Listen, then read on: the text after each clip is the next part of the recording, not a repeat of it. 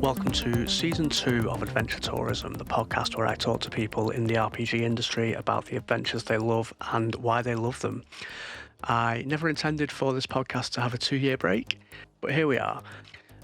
This episode was recorded back in 2022 before we took the break, and I wanted to kick off the season with it because it's still a really good listen.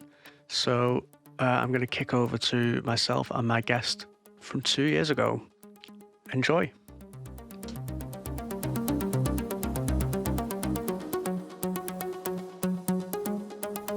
I don't do it on an intro. I do that after. I've actually been stealing from you. I know. I've noticed. Yeah. Oh, you've been listening. Yeah. Yeah. So The very first episode, I was like, "Motherfucker took my line." Who are you? I am Joe DeSimone. I don't really know how to define myself or my place in the industry, except to say that for the better part of the past decade, I've worked in and around role-playing games almost exclusively. So I'm a hanger-on who made a business of it. I sympathise with that. You did what was your Kickstarter? Not Pretty But Wonderful.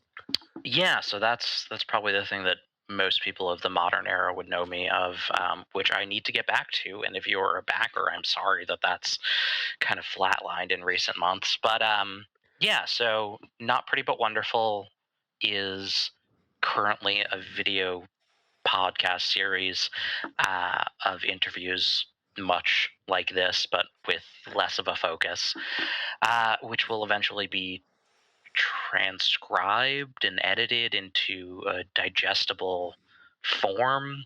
I say digestible, but the handful that I've transcribed already, I'm looking at like 5 or 6 volumes of several hundred pages. Transcription is really hard work. Yeah, I did one. The first one I did was with Jared Sinclair, who people may or may not know. He did Anti-Sisyphus and a few other things. Jared's a good friend. We spoke for maybe 90 minutes, and it was a 56-page transcription. Yeah. When I did the first episode of this, I was like, and there'll be a transcription in the show notes, and I immediately regretted having said that and left it in the podcast. But it is what it is. It's good to have, even though it's a hell of a lot of work. Yeah, I mean, I think the work that I do most of all, right? This is your whole deal so far has been with designers or people who make things people can hold and look at. And a lot of my work is around education or archivism, criticism, not things that are playable. And for that, transcription is really important, but it doesn't make it any less of a headache. So I know what we are going to talk about, and there's actually no element of surprise because it's in the goddamn title of the episode. But what have you picked for us to talk about? I have picked T1, The Village of Hamlet by E. Gary Gygax. I figured you'd had a bunch of people talking about fairly recent things, and I've heard all the episodes so far, and I agree with pretty much all of them. Aaron King's was definitely a very deep cut. Yeah, I was so happy with that one. Yeah, that was great. But I figured that the old school can get a bad rep, and sometimes it's deserved, but every now and then you encounter one of the older modules that shows you why we have the frameworks for good design that we do now. Yes. When you picked this one, I was really excited because you mentioned Jared. Hopefully Jared's going to come on at some point and talk about B2, and we'll do a Keep episode. And for me, Keep and Hamlet are like the two big early adventures. Yeah, I mean, in many ways, I think between them, you have kind of the platonic ideal of a fairly traditional adventure, right? And I'll let Jared speak about B2. I've had conversations with him privately at great length, and I'd love to hear that recorded. But yeah, when it comes to what you build into a village, what you build into a dungeon. I think James Malazewski over at Grognardia years ago coined a term that works really well, which is Gygaxian naturalism, right? It's building a world that feels inhabited, not a funhouse. And I think so often when you see adventure design over the years, it's going far back, right? I love Castle Amber, but I think X1 is definitely still something of a funhouse dungeon. It doesn't exist in a world that makes sense. And then I see that lots and lots today, right? I don't want to besmirch a whole like group of creators, but I see it a lot in DM's Guild, right? With newer people coming into 5e, doing their first works, and they create railroads. They create little concise stories. Yeah. That make me just want to shout, "Hey, you want to be a short fiction writer? That's great. Write short fiction." That's not what module design is supposed to be. T1 is the opposite, right? It's a village. It's a living, breathing place. I think with T1, I think a lot of people who only know modern adventure design would look at this and say, that's not an adventure, that's a setting. I can see that, but okay, so this is where like me as someone who is interested in categories and classifications and stuff, I am of the opinion that the moment you add mechanics, the category of setting guide doesn't exist. Which is a deep cut, and I'll explain. So to me, a setting guide is fundamentally indistinct from a campaign book or a large module. It is not a category of product or book that is wholly unto itself. And the only reason then I should have it as a category is if I can point to something where it is different, right? And in those cases where it is different, they're purely system agnostic. They're purely lore, right? And I think you can create something like that. I would argue that the Dragonlance novels are fundamentally the Dragonlance setting guide. It's really interesting that you mentioned Dragonlance, and I'm going to try and remember to come back to this in a bit, because you made the distinction a minute ago between modules and adventures and modern things being on rails. Mm-hmm. And I think that happened when Dragonlance happened. Oh, yeah. No, 100%. But we'll try and come back to that if we remember, because we're going to talk about Hommlet. yeah, fair. But I'll just ahead of then just say Weiss and Hickman are to blame. 100%.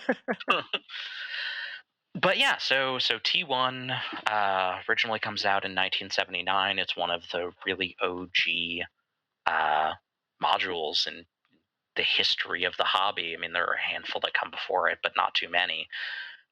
It later gets expanded in 1985 into T1 through 4, the Temple of Elemental Evil. Originally, there was supposed to be a T2. It never happened. Gygax had notes for it, and then he gave them over to Frank Metzner, and that's how we get Temple of Elemental Evil. And then, if you are the kind of person who finds this historical stuff fascinating, T1 through 4 gets added to the A series, then gets added to the GDQ series, which becomes the first super module. Yeah. So Hommlet has a through line all the way through the history of the hobby. It even shows up when Wizards of the Coast started novelizing all modules in the early 2000s. Yep. They did Hommlet, they did Keep, they did Against the Giants. Yeah, and that was also their 25th anniversary Silver AD&D series before 3E came out. Yes. Was Return to Keep on the Borderlands, Return to the Temple of Elemental Evil. Although I think Return to Elemental Evil was actually a 3E book. Yeah, it was Monty Cook did it right at the dawn of 3rd edition. It was the one of the returns, because all the other returns were the 25th anniversary Silver AD&D. In fact, the last TSR box set that I played through was Return to Tomb of Horrors. Nice. It's not good. No, no. I mean, none of the returns are. No. It's if you honestly, I think I probably got introduced to Return to the Temple of Elemental Evil years before I ever encountered T1 or T1 through 4 Mhm. and bounced off it really hard. It was one of the first times I remember reading a 3E book and going, this is unplayable, right? This is just a giant dungeon slog. I hate this. Um, and it was a solid decade later that I finally actually got introduced to T1. And it changed. I mean, it changed my life, to be entirely frank. Uh, I guess that's a component of this show as Yeah, well. definitely. Yeah, Um, absolutely. I've got like I keep saying to people, I've got 3 like tentpole questions, which are like, why is this module so good? What was the impact it had on you? And I can't remember what the third one is. Fair enough. I suppose we can do those in order, although we're already Yeah. all over the place. No, it's cool. It's cool. So I like that framework. Why is it good? All right. So question one: why is it good? It is good for a few reasons. First, every single bit of it contains a seed for an adventure or even a full campaign.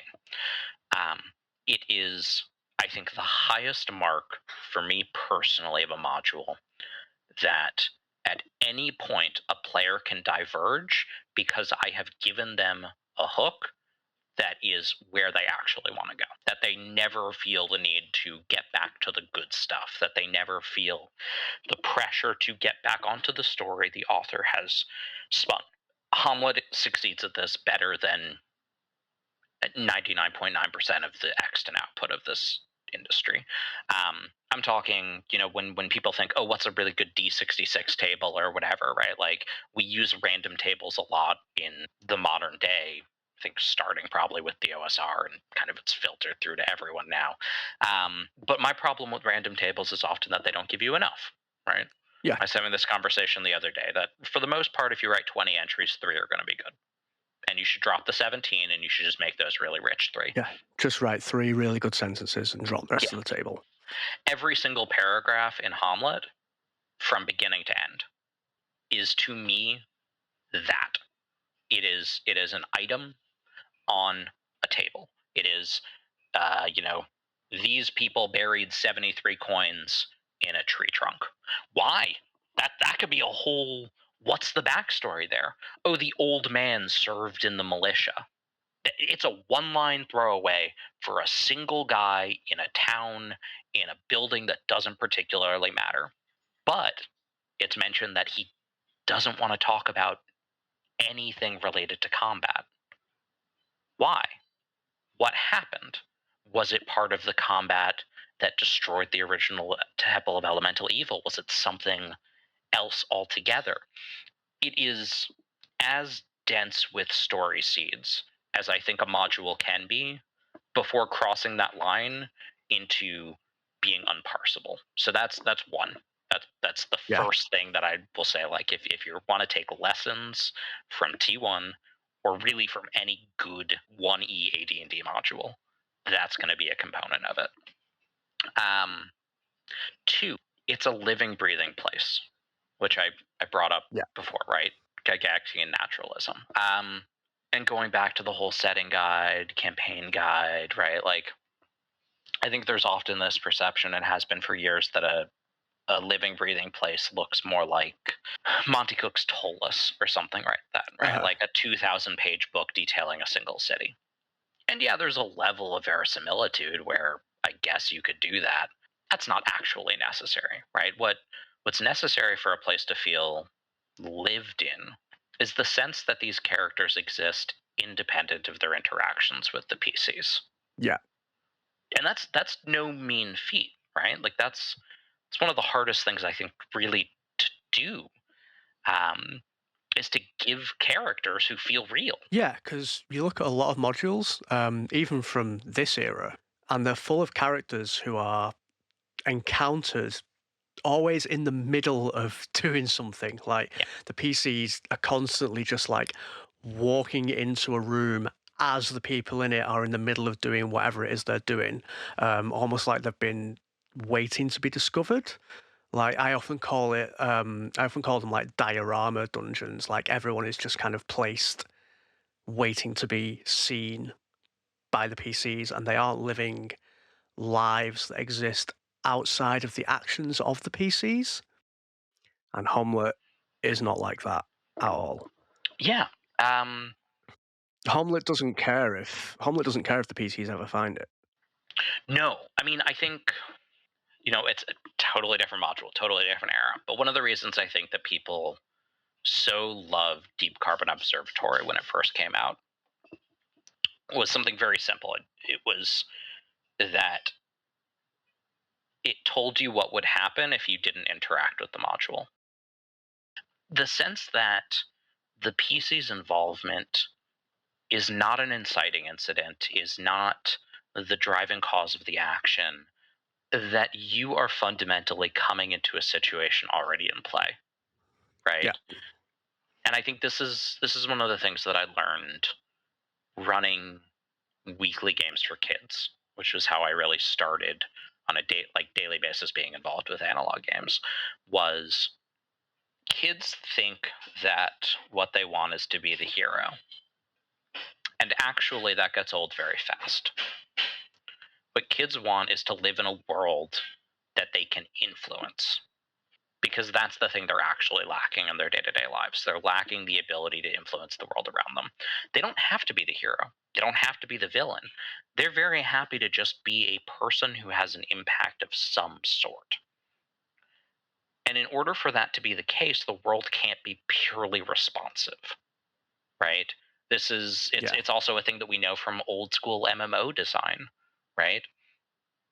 If all you have are quest givers, it becomes really boring really fast. And then you have Yeah. to introduce something like PvP or something like that. But if you have an organic world, people will inhabit it and do all sorts of things, right? It's the classic players happily being bakers for their entire playthrough in like Ultima Online, Yeah. because all they want to do is be a part of the world. Um, I think that is almost more true in analog games than anywhere else. Hamlet does that exceptionally.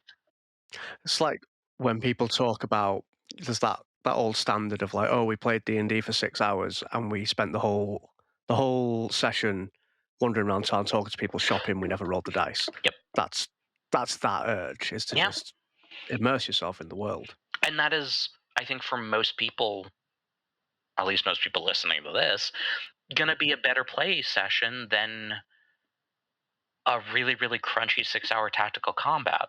Yeah, probably. Um, And if you want that, go go grab ahead. Temple of Elemental Evil because it's got the dungeon. Yeah, totally. Right. Like keep playing through.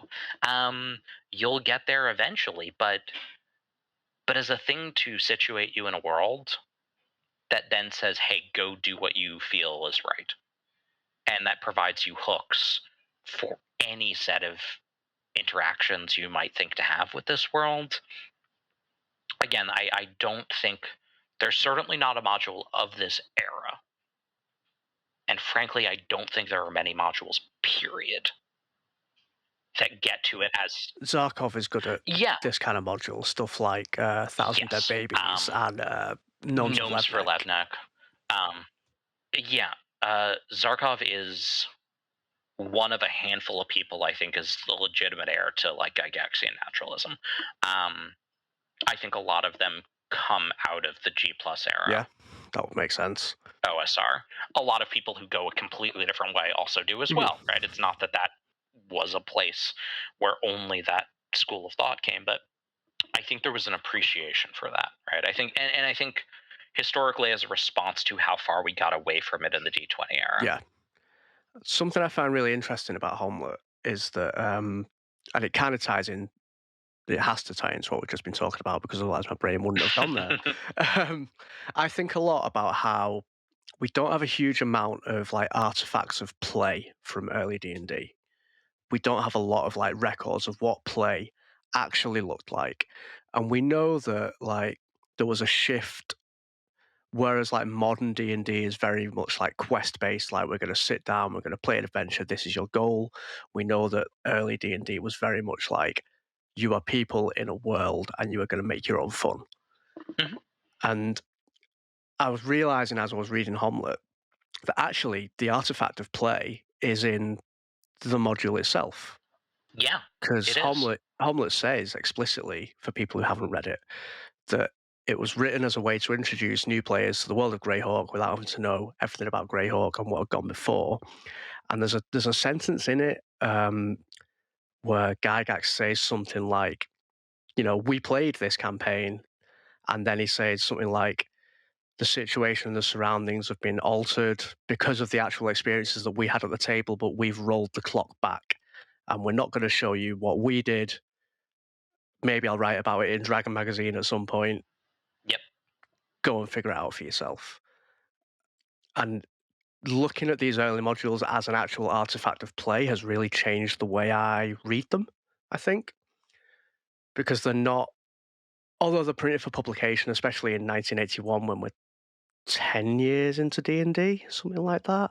Something like that, yeah. Something like that. If you look at Temple of the Frog, the Blackmore thing, that was very much like, Yep. this is a bit from Dave Arneson's world, and it's nigh on unusable. And I think it's really interesting that they've managed to do that. There's that evolution where they go from, here is essentially a play report, to here's a play report you can use, I think is really interesting. And I imagine that down the line, as this show progresses, people are going to get more of that if anyone ever picks one of Janelle Jacquet's modules. Yeah. She is, of course, known for that. I mean, if you really want to see artifacts of play from this period, it's a dry book, but read really anything by Peterson, because he talks about those a lot, right? Mhm. The early issues of Dungeoneer, the early issues of Alarms and Excursions, they exist, and we have some really good modules because that's how they were developed. I mean, I would go the next step, which is I actually think a fundamental shift in module design occurred when we stopped writing up our home games and making them Yeah. tighter and started writing things that we never played. Yeah, I'd agree with that. Again, I think Dragonlance has a lot to do with that. Mm-hmm. Yeah, I think the idea of DM as author introduced a fundamental shift in the entire nature of the hobby. And that has a lot of sources. I don't think there's a way you can, yes, Weiss and Hickman, you're to blame. But also, like it happened elsewhere. It happened for other reasons. Yeah, totally did. But yeah, that it's explicitly mentioned at the beginning of Hamlet. You're right. That the NPCs in this, they were some of the PCs we played. Yeah. The way this thing unfolds has to do with the way our players acted. And again, you feel that. It feels lived in because it's frankly just really, really hard to write human behavior. Yeah. Uh, People will always do things in play that surprise you. yeah. And you can feel when that's been written in, right? When you step back and go, wow, I didn't expect that, but it makes sense. Yeah. I think it's interesting that text about we've rolled the clock back, etc., makes its way into Temple of Elemental Evil. Mhm. And I wonder how much of the second half, when you get to the actual temple, was DM as author versus play report. Almost exclusively. I wonder. That's a known thing. So if you're really interested in the evolution of this group of modules, I highly recommend. I really am. Yeah, Genuinely am. pick up. So Goodman Games has been doing their original Adventures Reincarnated series. Yes. This year they released the Temple of Elemental Evil, 2-volume set. It's a big. I mean, it's 800-900 pages probably total. But they do some dives into the historical evolution of it. And T1 is a game Gygax ran. The rest of it are notes Gygax wrote that he never had time to finish and then handed off to Frank Metzner. Okay, I didn't know that. And then Menzner wrote it up, um, and added his own stuff to it. It is, and that's why it feels so disjointed, right? It's why I didn't Yeah, pick Temple of Elemental Evil for this episode. Um, it's not good. it's not good. It's frankly, It's a mess. yeah, it's a really big step back from T1. Yeah, And you see this in a lot of the like the later modules in the lettered series. yeah. Right? You know, G1, G2, I think are spectacular. But by the time you're getting Yeah. into like GDQ, the whole if I started someone on that series, By the time you get to Vault of the Drow, no, it's it's trash, right? It's completely fallen apart. Um, which is, I mean, illustrative of how the hobby developed and yada yada yada. But it also means that, and I think this is something that's also carried through. We have a lot of really good low level modules, and we don't have a lot of really good high level modules. and is that? Do you think that's a facet of the fact that most play occurs at low level, so we know what low level play looks like more than we know what mid and high level play looks like? It's a weird thing because we know historically high level play did occur, Yeah, right? So there must have been things that were written as play reports based off of high level games that people played. I wonder if it's that they're so enmeshed in the backstory that they simply mm. don't transition to the written form. It's a lot easier to separate something that you played out and publish it for other people when it's level 1 to 3.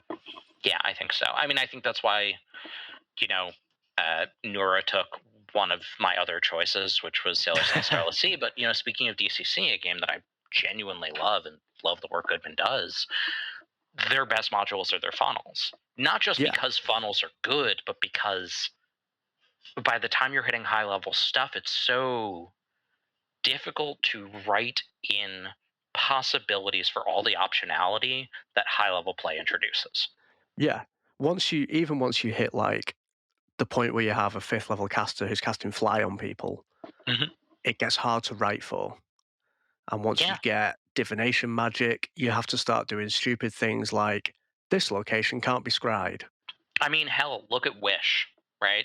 Dungeon Magazine had an entire article about the frameworks under which you should allow your players to use Wish, um, because it's such a crazy game breaking thing. But in play, that's great, right? If I'm just Yeah, throwing shit at the wall, Wish is fun. But if I'm writing around what Wish could do, it's a nightmare. I'm going to write 40 yeah. pages just to account for various possibilities. There is a reason I don't like write high level modules. Exactly.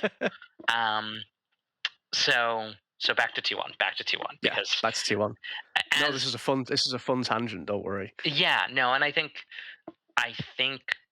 good historical modules introduce lots of fun tangents because Yeah, when I'm talking about something recent, I'm just pointing to like what's really cool about it. When I'm talking, and this is I think also why I like the history so much, is that when I'm talking about the older things, I get to see all the ripples that it introduced.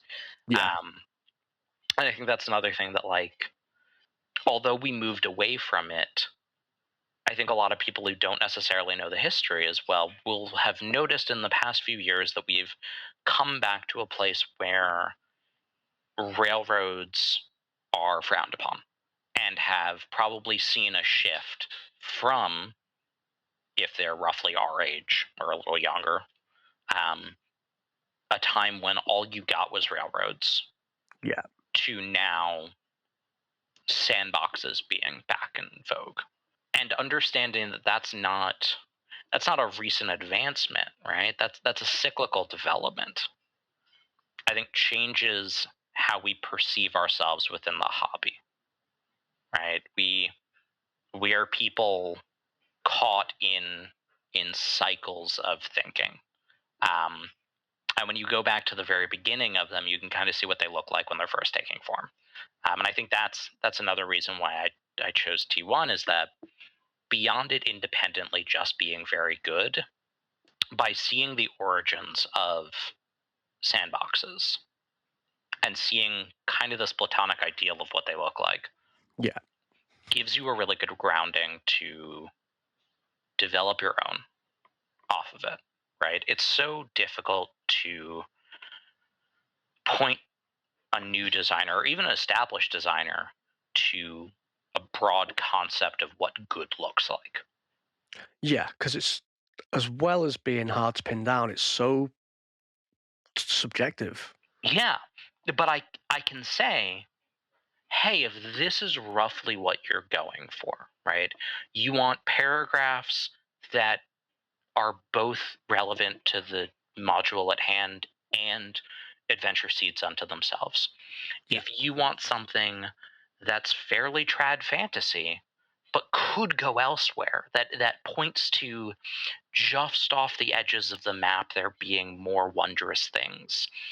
If you're looking for something that starts people who are new to D&D altogether, that most difficult place where people are really really hyped to try it, but if you don't do a good job you might lose them. Something that's tried and true and can really suck that type of person in. Well, here's a framework for what success looks like. It's not what you have to model your thing after one to one, but this is a thing that did it and did it well for years and years and years. And Yeah. so maybe take some notes from it, right? I think that's to me as a teacher the greatest utility any module can have. Yeah, and I think, okay, so I don't want to get too much into talking about B2, Keep on the Borderlands, because we're here to talk about Homlet, T1, and, potentially there will be an episode on B2 in the future when we can talk about that in more depth. But I think it's very interesting to look at them side by side because they both have similar aims. Like you talked about, you're talking about teaching people what D&D looks like, what play looks like, how to play it, how to prep an adventure. And I think it's really interesting to look at them because Homlet, as we talked about, is almost an artifact of play. It emerges quite organically from games. And with B2, there's a little more artifice for it. It was it didn't emerge from play, it was explicitly designed and written as a teaching module. And I think they make for a very interesting case study, especially as they both, they were released within a couple of months of each other, and I think they both have similar aims, in that they are village-based sandboxes with some weird shit going on, but no explicit goal. Yeah. And so what is it? What was Skirple's teaching dungeon? Tomb of the Serpent Kings. Tomb of the Serpent Kings, right? Um, I think is a good teaching dungeon, but is too much of a teaching dungeon, right? And I think this is another thing that there's a balance to be struck, right? You can give someone too much of a sandbox, right? I think this is, however much I love the Hydra cooperative stuff, they often Mhm. fall into too much of a sandbox. I don't know what to do in it. They could also be too railroady. There's not enough interesting things to do outside of the main plot. They could be too handholdy. Um, and I think it's the rare module that really finds the balance, right? Yeah. Um, and at the end of the day, I think that's ultimately why I hold T1 in such high esteem. Is not because it does any one thing so much better. And again, I think it does do some things so much better than most modules. But I think it finds a balance between all these different needs that a module needs to fill. Yeah. It does an interesting thing that I've just realized as you were talking, that a lot of my favorite modules do. Um, so I'm talking like Wet Grandpa and I'm talking Deep Carbon Observatory, where I read it and my initial response to it is, I don't know how to use this, but it lingers. I said this in the DCO episode with Vi.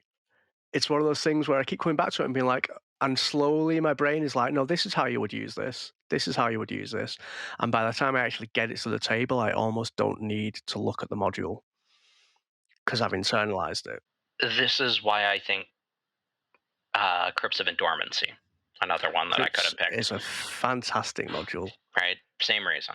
And again, I think as with so many conventions that have been built up around module design over the years, they're crutches to make up for flaws that people should simply rewrite to make better, right? A railroad is a lack of interesting ancillary things. I think a long series of hooks for why to use a module is a fundamental failing of a module, which can be weird to say, but I think the best modules, as you've said, do have that nature of getting stuck in your mind. I don't I don't know how this is going to come into play, but I'm going to stay up at night. I'm going to lie in bed in the dark and it's going to be there. And when I'm playing, I'm not going to take out Hamlet, but I'm going to understand when it's right for my players to come across Hamlet. Yeah. And it's going to be fine at any time because it's a living, breathing place, right? If it's several sessions into a campaign and they're already level 3 or 4, well, okay, the forces of the Temple of Elemental Evil have already started rebuilding. If they're high level, well, they're resurgent.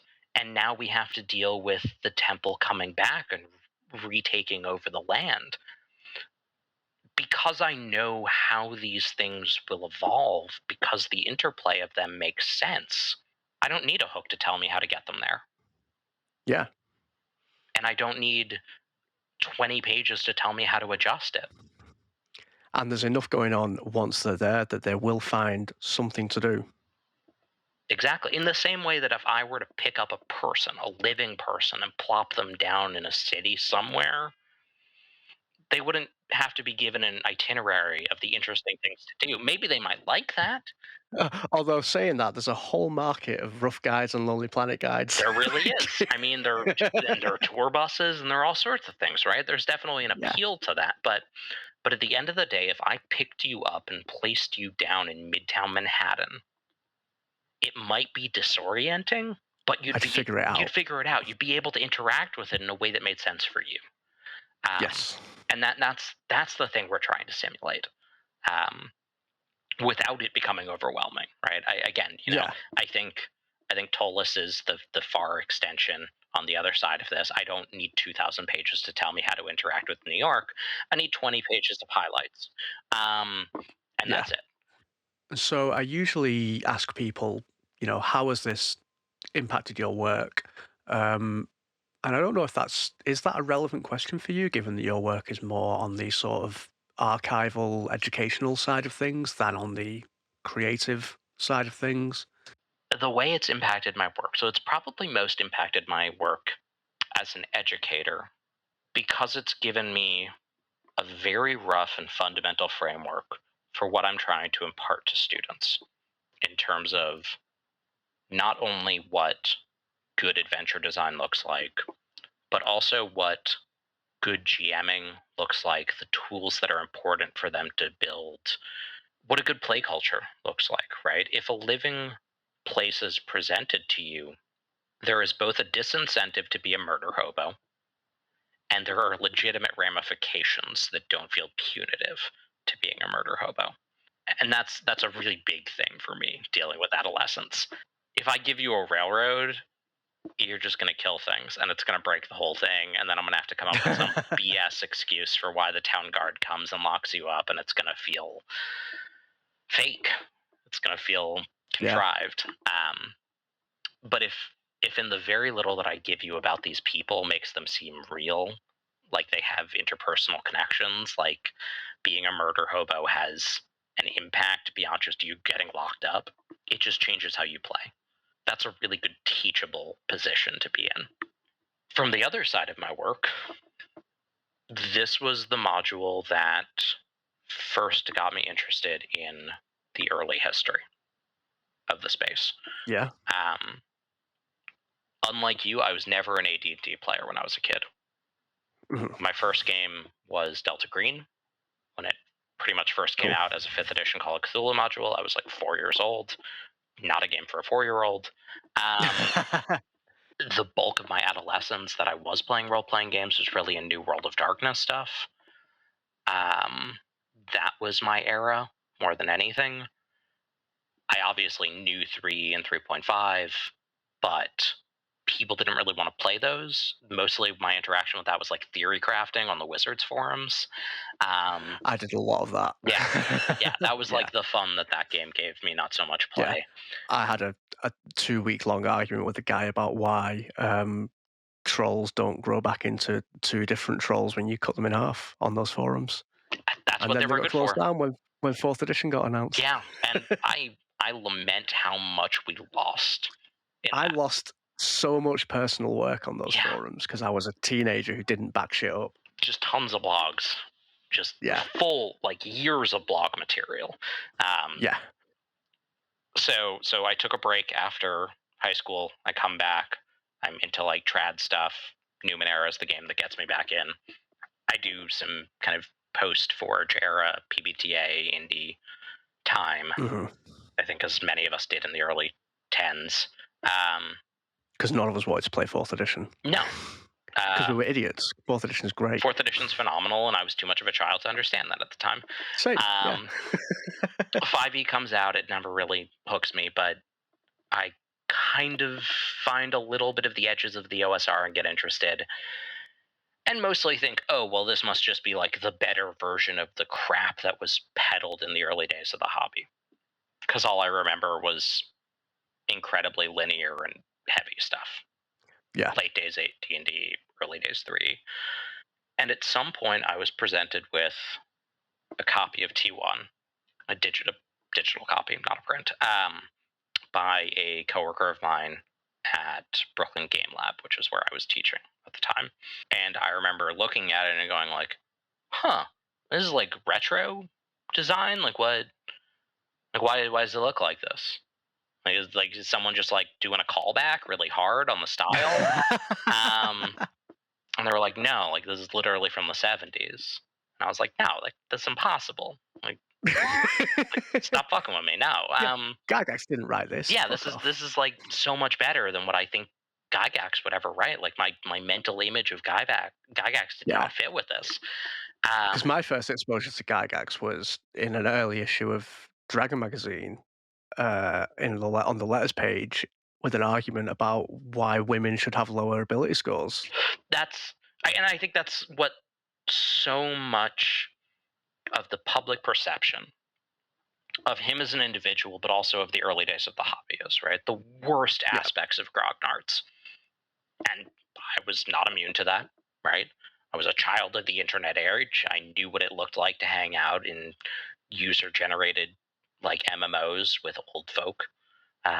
It's not pretty. And that's what I thought Gygax was, and that's what I thought his modules would be. And to be so clearly presented with probably what was at the time the best module I'd ever seen, right? I mean, it was just around the time that I'd read DCO. I'd read a couple of things. I think probably Fever Swamp. Yeah. Like just the beginnings of that era, early Melsonia. Things hadn't fully unraveled. The war in proper hadn't begun yet. And it legitimately shocked me to my core. I mean, it transformed my life. And on the back of that is really when I started doing archival work and preservation work, because pretty soon after I realized, okay, so this is what we have left. What have we lost? Yeah. And that became kind of the driving question for me. That's one of the things that I'm really enjoying about doing this podcast, because I'm really, really interested in the history of this hobby and D&D specifically, and especially the history of adventure design. You try and talk about it online and you get grognards who want to play keep for the rest of their life and have an open path to be racist. Mm-hmm. And I don't want to talk to those people. I don't want to be anywhere near those people. So it's nice being able to sit down and do this with people who aren't shit. Yeah, no. And talk about the history of a hobby that we all share and we all love. And be critical of it when it's needed, but also be like, actually, there is some good shit here. Totally. And I wade through that swamp more than any sane individual should, right? When people make the choice to go, I'm going to read BX, but I'm going to read it as OSE, and I'm going to read the new OSE modules, and that's going to be my exposure to this style of play. I don't blame them. There's good Yeah. stuff that's modern, but made by people who are not shit. Yeah. Stuff like Don Stroud's Isle of the Plangent Mage. Hmm. Really good module. Phenomenal. Big fan of that module. Yeah. I think Diogo's module for OSE, the name of which is escaping me right now. Is it Hall of the Blood King? That sounds about Something like right. that. Yeah. Is excellent. That's an interesting one, I think, because I really like it. I've had a few people say to me, they picked it up, they read it, and they've gone, I don't know what the adventure is here. And that's because it's very of this era, Hmm. where it's a situation filled with people doing their own things, and the player characters literally crash the party. Yeah, it's weird to refer to an interdimensional castle of immortal vampires as naturalistic, But it but it is, in is. that sense. Yeah. Yeah. And so I think there's, unless you're playing a game every single day for the next several years and you're doing them all based off of modules, rules as written, you don't have to dig back into this stuff. That's not where your interest lies. But there's good stuff back there, right? For every one of those that I can point a person to, I also want to point someone to Thracia or Dark Tower. If you want an interesting coffee table book, the second edition of the Goodman Games Judges Guild Deluxe Edition recently came out. And if it makes you feel any better, none of the money is going to JG because those people are not good people. That was the condition under which Janelle was willing to do it, and she got it.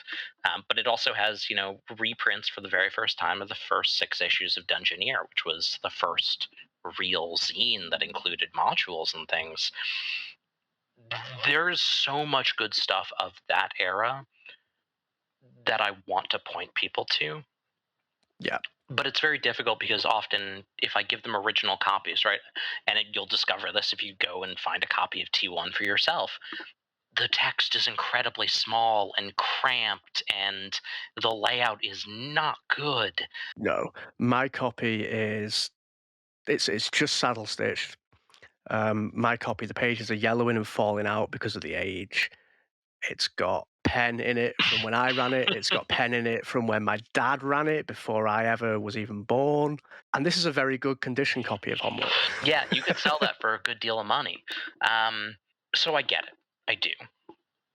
But as an educator, as someone who's interested in the hobby, not just as a player or a DM, but as what is still 50 years later a nascent art form, right? I came out of a film crit background. That was my original background, and I used to wake up, like, this is actually true. This is not hyperbole. I used to wake up with night terrors about the lost films, how many we've lost over the years. Like, that's the kind of thing that really messes with me. And we'll never see those. Well, there's just so much that is completely lost. We know they were important films. We know people of the time talked about them as being like beautiful and wonderful performances and incredibly well directed and all these things, and we have no idea what they were. Yeah. And for me, I want us to have that historical arc preserved, both for critics and archivists and historians and people of my ilk, but also for the players and designers of the new generation. Because every Yeah. time we get to this cycle again and sandbox design comes back in vogue, well, you know why it came back in vogue? Because a handful of people picked up modules like T1 again. And they're the ones who Yeah. kick it off. And then people who never read T1 and never had to read T1 do it. And we're Yeah. able to do this because we still have those. I don't really have anything to add to that. Yeah, no, I mean, I know that we're basically in agreement on this Yeah. point. This has become one long monologue. It's interesting that you mentioned that. Sorry, I like this podcast to be one long monologue with me going, uh-huh, uh-huh, uh-huh. It makes editing it really easy. It's interesting that you mentioned film because one of my other big passions is folk horror. And there's so many old, and not even that old, from like the 60s and 70s, folk horror classics from like the USSR, Czech Republic, etc. that have been thought to be lost for many years. And I just picked up a box set of I can't remember what it's called now. A box set of folk horror stuff that's got some of those films like restored and published on disc for the first time. And I was so fucking happy when it arrived. I was like, oh my God, I get to actually like see this shit now that I've been hearing about for years. So yeah, it's I think preservation and archival stuff, especially of like a medium where the things were published in super limited print runs that were just kind of well, it's they were used as they were intended to be used, and so they fell apart. Nobody was preserving this shit in the 70s and 80s. People weren't even preserving it in the 90s, right? Like a thing that's really really nearly impossible to get your hands on now is the silver edition collector's box set of AD&D that was released at the 1999 Gen Con by WotC, which has a module in it which is not published anywhere else. And outside of the 500 print run that was done for it, we don't have it. Yeah, If you go looking for it, I found a copy of that box for $2,000. Right? Like, we are still so small. So many things that become important later are released in such limited quantities. Or my personal hobby horse, right? So Golden Cobra, which was and is an award that is issued for kind of really interesting indie games. If you go to the Golden Cobra website, they list what was submitted. If you go back even to like 2014, most of it points to dead links. We just don't have those anymore. And many of those people have fully exited the hobby. So if I were interested in going back and going, hey, what was really interesting in 2014, 2015? Other than a handful of items, that work's just gone. We don't know. And that's less than a decade ago. So what have we lost from so much farther back? yeah, Um, it's I'll say this, and I know it can be an unpopular opinion, although I find it is increasingly becoming a more popular opinion. It's why I'm an avowed pirate. Um, because I can tell you from very firsthand experience, some of the best archival work done in this hobby is done by pirates. yeah. And it's the same in video games. You look at collections of ROMs and things. It's all piracy. It's all technically illegal. Um, but it's also a lot of it is very important archival work. Yeah, I mean, hey, don't pirate stuff that just came out, right? Don't Like, pirate stuff that people are releasing and still charging money for and need to make a living off. but when a pirate comes across something that the rights have been in limbo for the past 30 years and there's no scan of it and there's Yeah, no way to access it, and somebody decides to take it apart and put it through a cradle scanner, that's good work. yeah. I mean, look at so I have a complete collection of Dragon magazines in physical. I'm one of the few people who has that. I've even got issue one in Yeah, a box that's somewhere. honestly crazy. Wizards of the Coast released a CD-ROM archive of Dragon magazine in the late 90s, which I have. Even that CD-ROM archive is impossible to get hold of for a reasonable amount of money now. All copies of Dragon magazine are impossible to get hold of. I've just seen issue one go up for something like $1,300 because there are so few of them.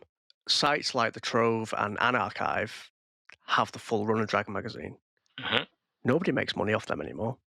There's no moral issue to pirating a 1978 issue of Dragon magazine, as far as I'm concerned. I mean, agreed. Yeah, I'm not going to go and take my issue one of Dragon magazine out of storage and start reading it. No, No, I'm not going to touch that fucking thing. I'll get the PDF out. Thank you very much. on a personal note, it's why every year when the Library of Alexandria comes around to various conventions in the US, I get honestly a little upset, because if you look through what they have, there are some things that I know that like they have, and a couple of really valuable collector's items exist, and like the Duke University archive has, and that's it. And I'm like, you're just letting like a child who's gonna like bend the pages, and they're old pages, so they're just gonna break, like, manhandle this. Like, it physically hurts me. Um, I occupy this really weird space when it comes to books because I was a bookseller for years. So I got drowned in advanced reading copies and free copies of books.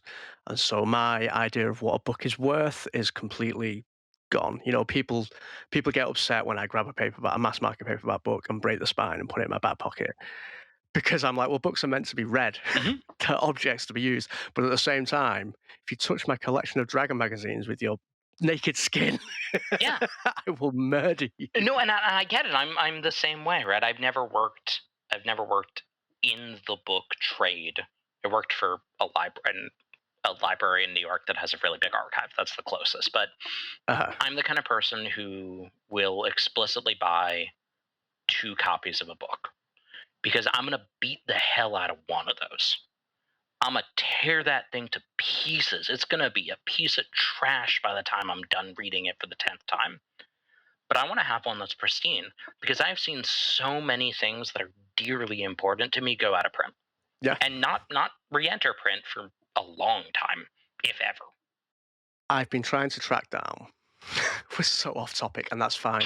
The movie Hackers. Great I thought for years that Hackers was based on a book because when I was a kid, I got a book out of the library which was the novelization of the movie. film. Right? I watched Hackers again last year, and I was suddenly remembered that this book exists, and so I was like, I want to buy a copy because I remember really enjoying that book. The only copy you can buy is the German translation. You can't get an English copy of it anymore. Yeah. Gone. Yeah, and I say this as someone who, uh, not of my own, but through connections I have, can access the forums that rare book librarians and booksellers have access to, right? That if I really can't find something, I can still go someplace where somebody else might be able to. And even using Uh, those, there are things that I just can't find. yeah. Like, to make it a bit more relevant, I got into D&D early, but I also got into Fighting Fantasy Mhm. because I'm Because you're British, and British. Fighting Fantasy was huge here. And when they released the advanced Fighting Fantasy game system, it was called Dungeoneer, and they released 3 books: Dungeoneer, Black Sand, and Alancia. And I had them all. And a couple of years ago, before I got back into doing RPGs, I had to get rid of a load of books. And some of the ones I got rid of were Dungeoneer, Black Sand, and Alancia because I hadn't looked at them for 15 years. Sure. Q last year, the year before, when I started to get back into stuff and I started to get back into Fighting Fantasy, I'm like, I wish I still had them. So I go to buy them again. Dungeoneer, you can get 20 quid. Black Sand, you can get. Alancia, I have never seen a copy for sale, ever. And I had one in my house and I got rid of it. Yeah. And everyone I know who's into Fighting Fantasy is like, yeah, I would love a copy of Alancia. It's you never know. So on the one hand, you never know what's going to be valuable, right? And that's Uh, that's the joke. and not just in terms of what's going to be worth money, but what's going to be valuable to you. Yes, totally. Right. So on the first, there's the story that everyone's parents have of like, oh man, I had an Action Comics #1 and my mom threw it away. Uh, Right. Okay, that's millions of dollars you lost out on. Or like, I wish I hadn't beat up the full set of Mox gems that I had when I was a kid. Cool, because I would be rich if I had those in mint condition and could sell them. Um, then there's the valuable to you, right?